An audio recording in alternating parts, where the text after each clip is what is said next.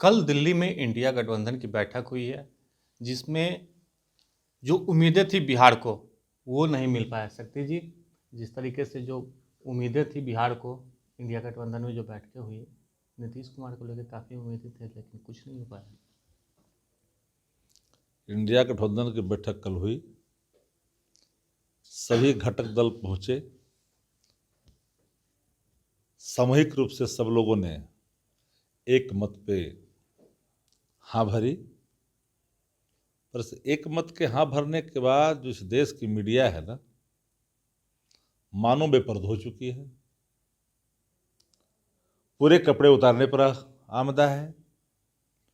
कोई प्रतिक्रिया किसी दल के तरफ से अगर आता हो कि इनको ये मांग था, वो मांग नहीं मिला, तो एक बात समझ में आती है।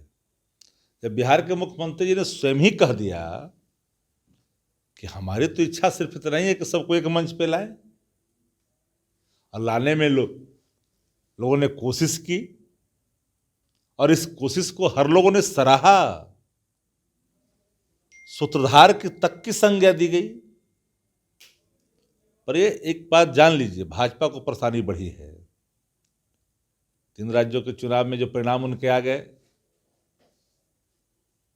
तो तानाशाह हो गए, लोकतंत्र की हत्या कर दी, चुने हुए सांसदों को बर्खास्त किया, निलंबित किया। यह मर्डर है डेमोक्रेसी का। और जब जब भी लोकतंत्र पर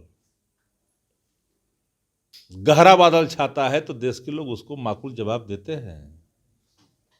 भाजपा तानाशाह की भूमिका में जा रही है। अब इंडिया गठबंधन में कई घटक दल हैं और कई ऐसे नेता हैं जिनकी पात्रता प्रधानमंत्री पद से कम नहीं है। उदाहरण स्वरूप बिहार के मुख्यमंत्री नीतीश कुमार जी को ले लीजिए, वरिष्ठतम मुख्यमंत्रियों में से एक हैं, राज्य केंद्र दोनों चलाने का अनुभव है,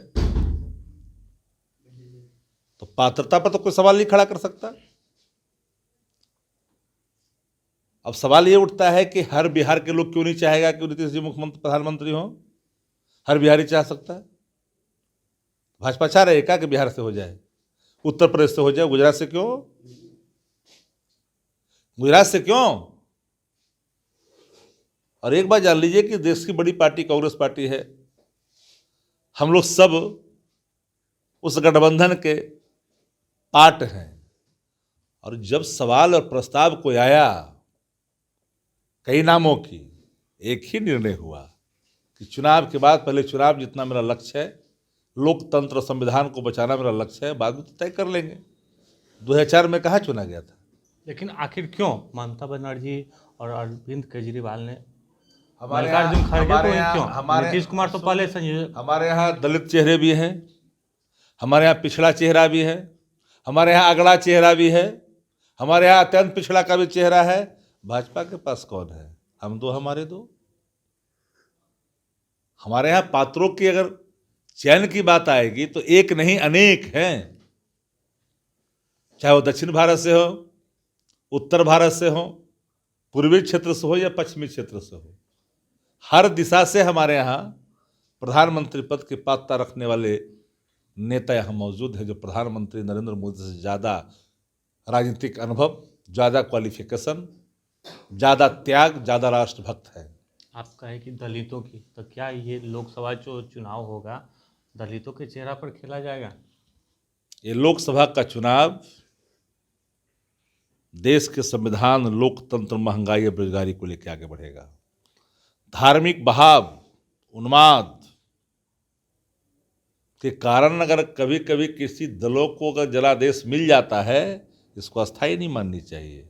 और 3 राज्यों के चुनाव के परिणाम 24 से 32 गुल होने के पहले की एक लॉ है, भाजपा नितरा रही है। लेकिन बीजेपी तो अब बयान कस रही है, कह रही है कि मल्लिकार्जुन खड़गे हैं वो डम्मी हैं, उन सरकार तो चलाएंगे मम्मी। तो डफली जो है। बीजेपी के सांसद हैं मनोज तिवारी ये बयान दिए। तो बाकी तो डफली है, वो तो नचनिया है। एगो चलाता है, वो नाचता है। अब नचनिया बजनिया भी राजनीति टिप्पणी करे, दुर्भाग्य है। तो देखिए, मनोज तिवारी पर भी उन्होंने कहा, लेकिन ये जो चुनाव होगा महंगाई बेरोजगारी को लेकर चुनाव होगा, लोकसभा चुनाव। आलोक कुमार, 10 न्यूज़, पटना।